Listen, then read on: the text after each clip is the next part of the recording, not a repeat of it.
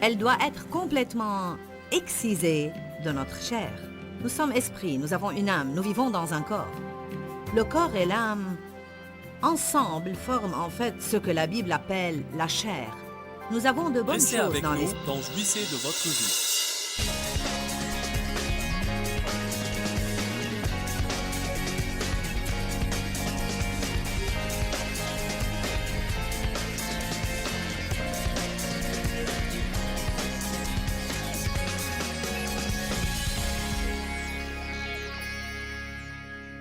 J'ai commencé une série la veille sur le 23e psaume.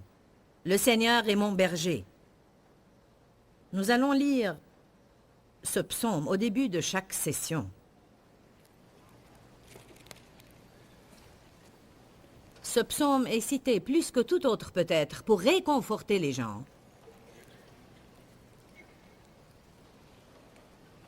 Et Dieu veut nous réconforter. Amen.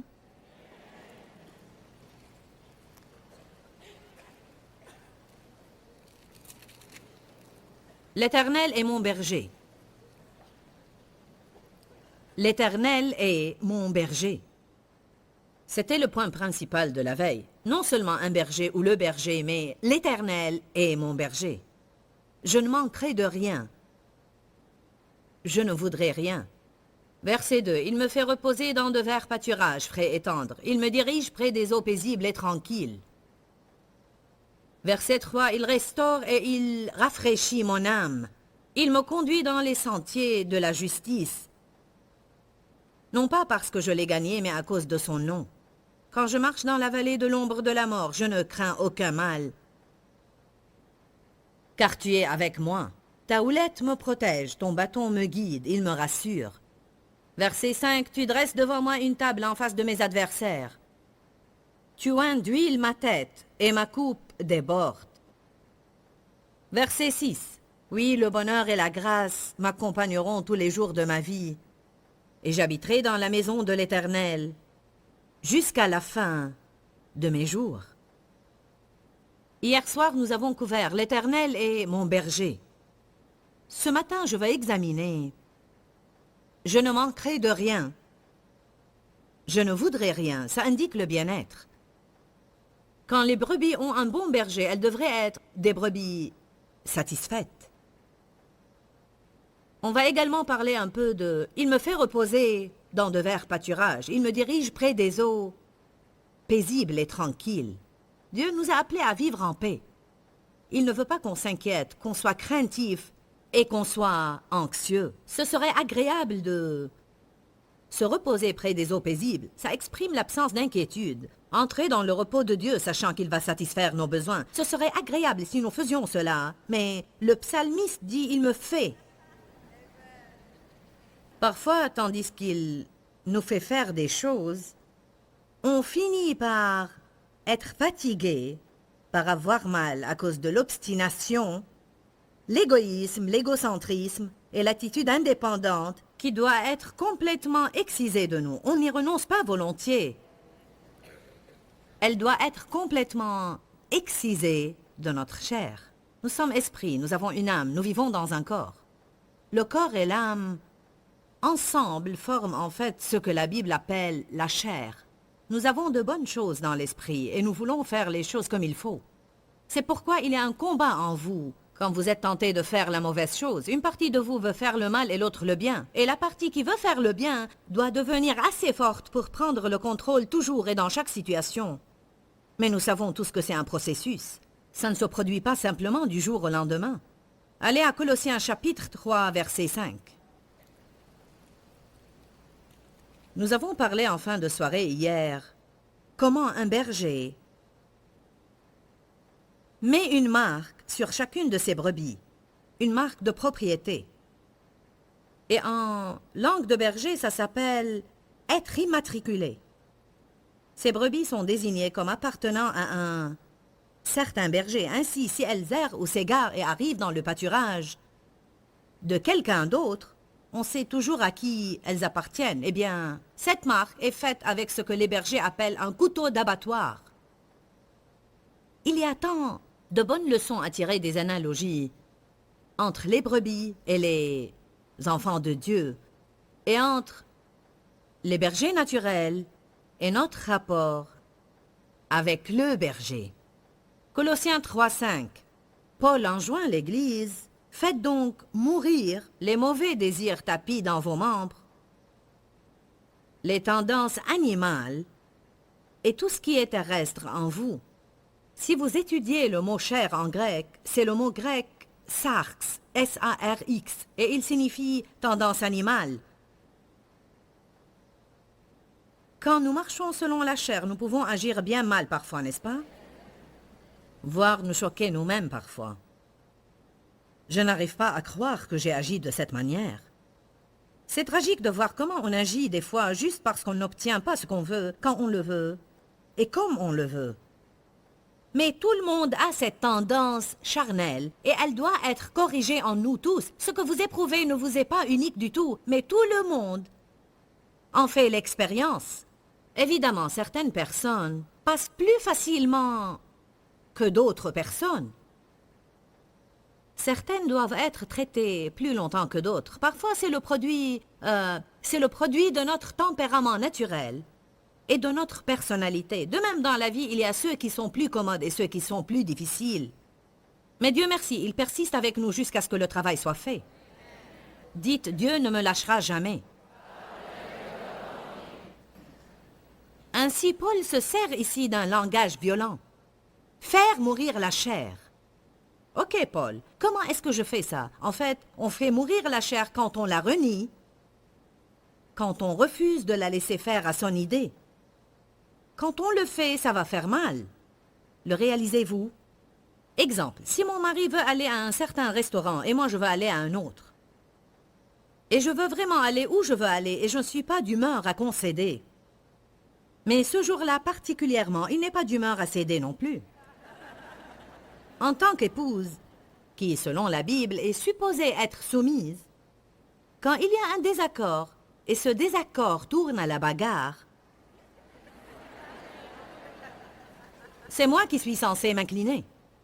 Donc, si je dis « Seigneur, je sais qu'en cet instant je dois rentrer en accord avec Dave et ça ne vaut pas la peine de se disputer pour ça, et donc je dis « Bien sûr chérie, c'est d'accord, nous irons là où tu veux ».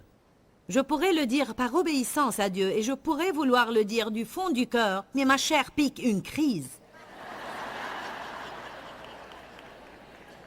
Alors, avant d'être dompté quand la chair a un coup de colère, la tempête est bien visible.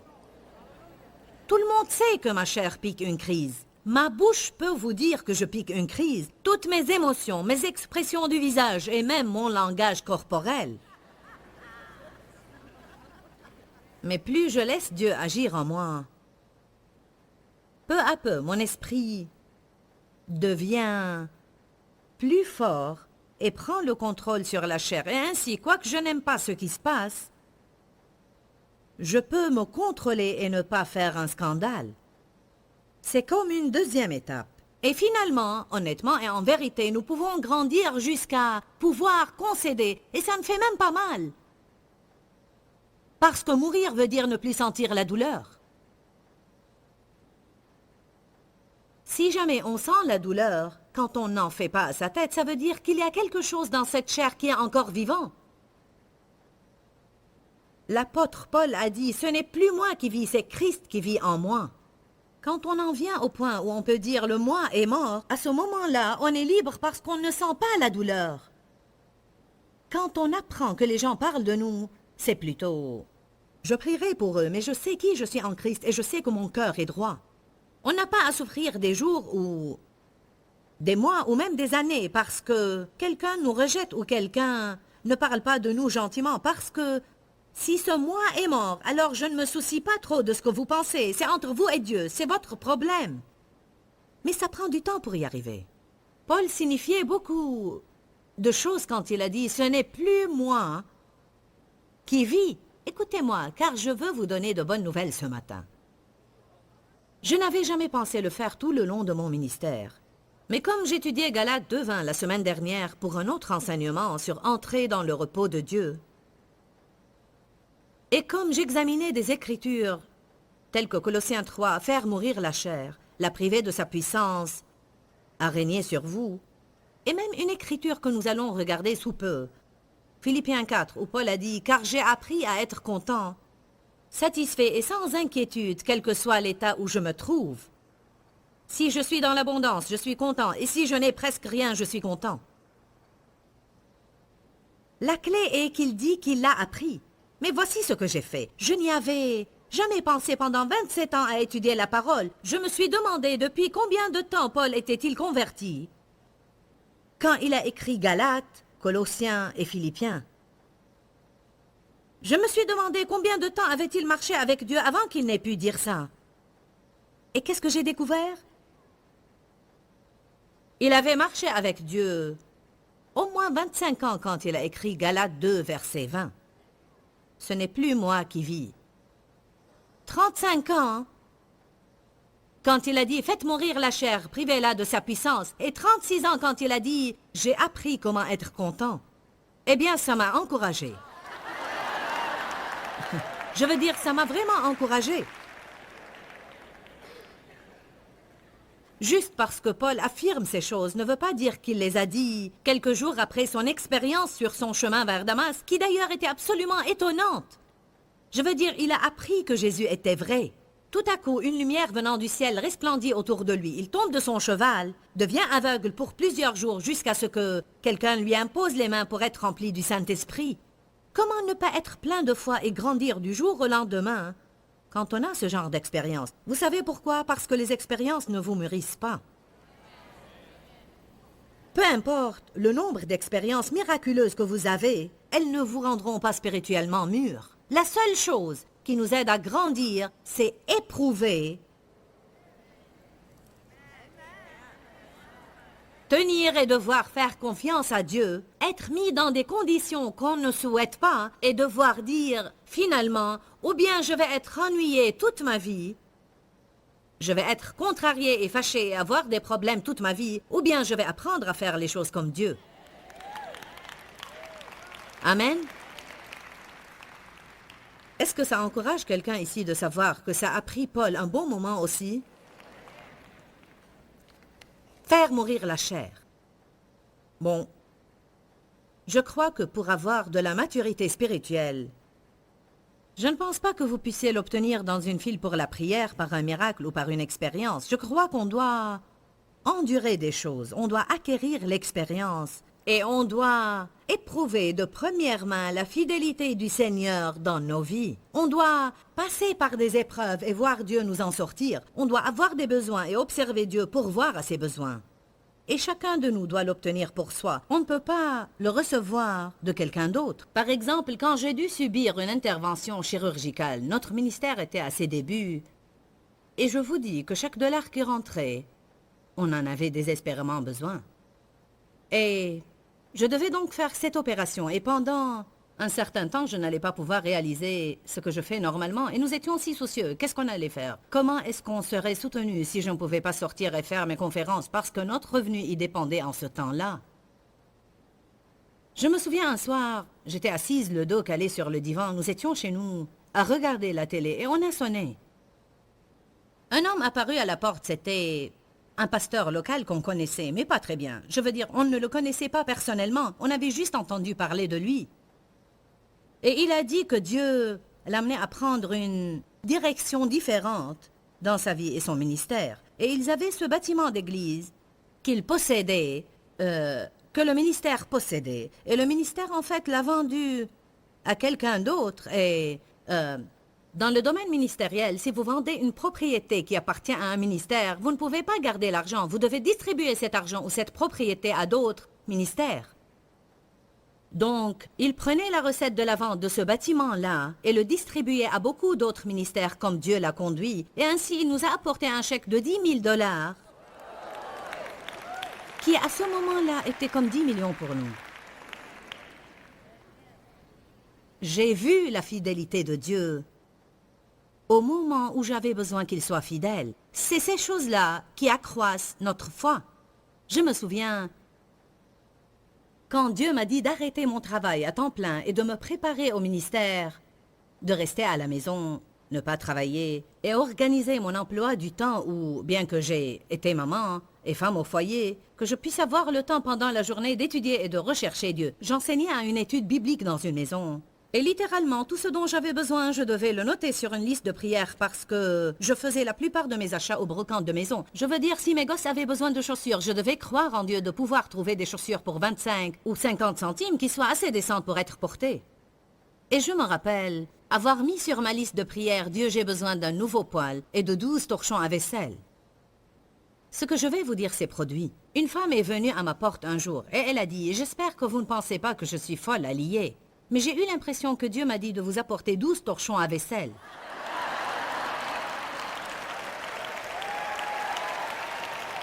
Gloire à Dieu! Je sautais tout autour de la maison. Alléluia! Gloire à Dieu! Elle a probablement pensé que j'étais insensée. Je vous dis et je certifie, tels sont les temps où votre foi est établie en Dieu, et tels sont les temps où vous prouvez la fidélité de Dieu. Quand vous subissez des choses, et si je n'avais pas eu besoin de ces 12 torchons à vaisselle, et si je pouvais les acheter, alors je ne pourrais pas avoir confiance en Dieu pour mes besoins maintenant, qui sont beaucoup plus que 10 000 $ ou 12 torchons à vaisselle.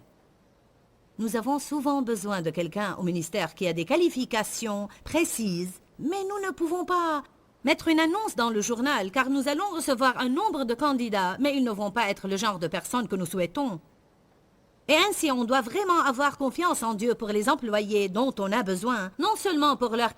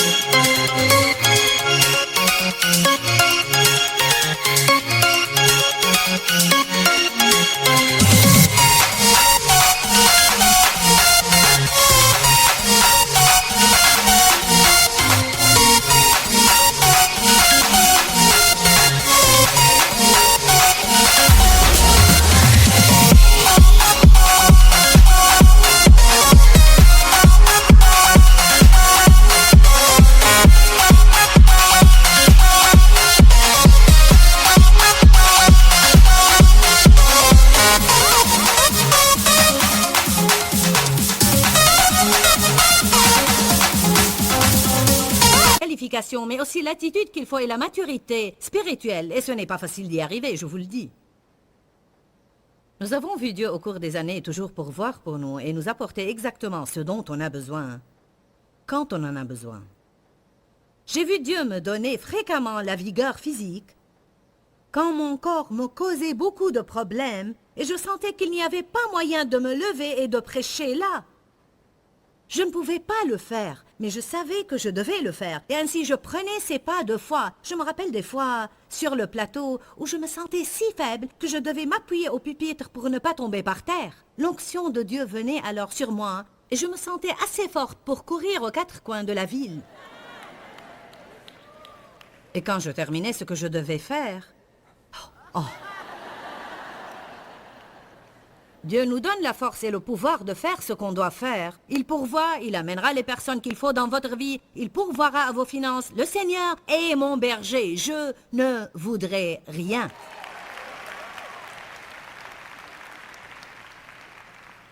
Comme nous l'avons dit hier, pourquoi une personne raisonnable ne voudrait-elle pas devenir...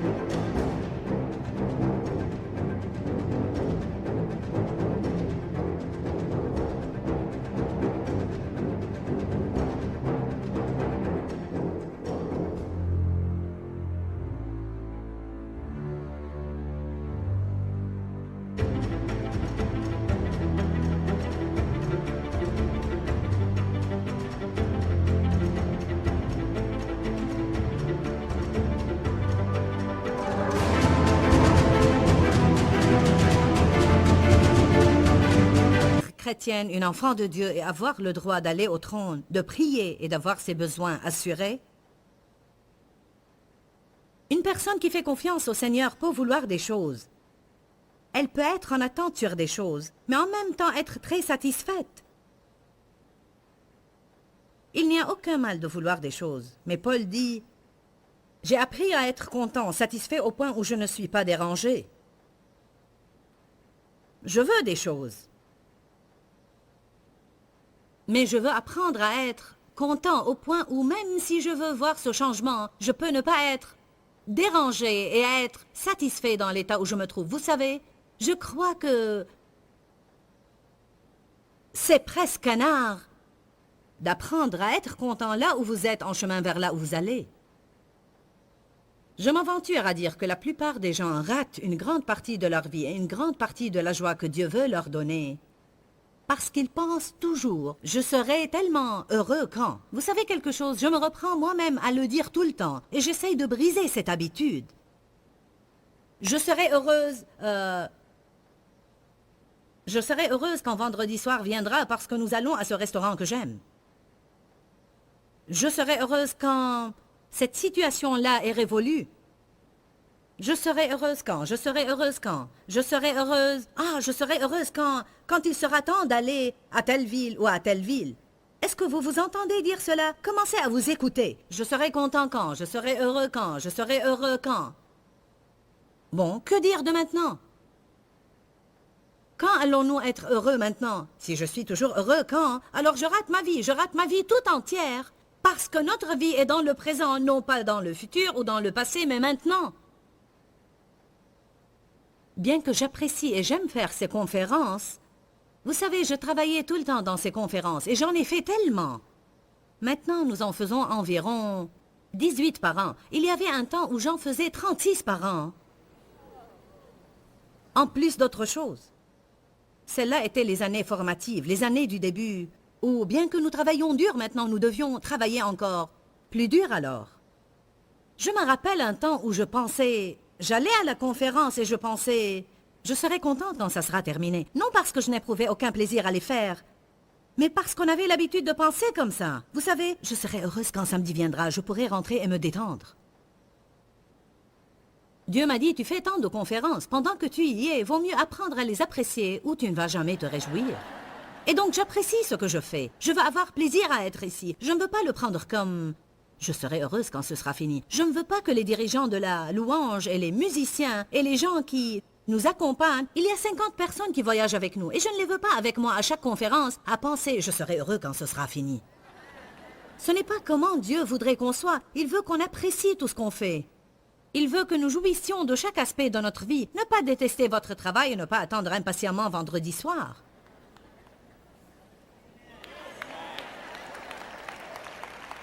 Amen.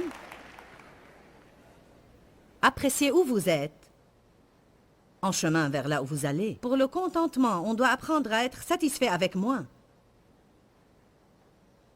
Je ne m'attendais pas à avoir trop d'amen, car personne ne veut moins, tout le monde veut plus. À mon avis, plus ne nous rend pas toujours plus heureux. Des fois, avoir plus nous donne plus de responsabilités, plus de choses dont il faut s'occuper, et plus de quoi grogner et pester. Dieu, je veux une plus grande maison, une plus grande maison. Maintenant, je moquerai parce que je dois la nettoyer.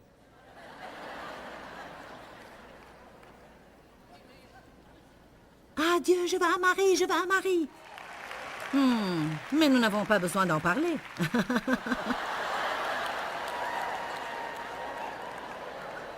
Alléluia. Quand je dis apprenez à être heureux avec moi, je ne dis pas que Dieu ne veut pas vous donner davantage. En fait, j'irais même à dire que je crois que les gens qui obtiennent le plus de Dieu sont ceux qui peuvent être heureux avec moi. Vous ne m'avez pas entendu. J'ai dit les personnes qui obtiennent le plus de Dieu sont celles qui prouvent par leur attitude qu'elles peuvent être heureuses avec moins. Parce que si vous ne pouvez pas être heureux avec moins, vous ne serez pas heureux avec plus. C'est une belle affirmation. Si vous ne pouvez pas être heureux avec moins, vous ne serez jamais heureux avec plus. Pourquoi pensez-vous que nous avons eu des années de disette? des épreuves et des tribulations et toutes sortes de difficultés avant d'entrer dans les années de la vie dans la terre promise. Pourquoi devons-nous passer par le désert avant d'arriver à la terre promise? Parce que c'est dans le désert que notre caractère se développe. Si nous ne voulons pas passer par des épreuves, nous serons sans caractère et nous serons comme un arbre sans racines. Il paraît ferme, mais le premier orage va le faire tomber et le détruire. Philippiens 4.11. Allons y jeter un coup d'œil, bien que je l'ai déjà cité, on doit le voir ce matin de nos propres yeux.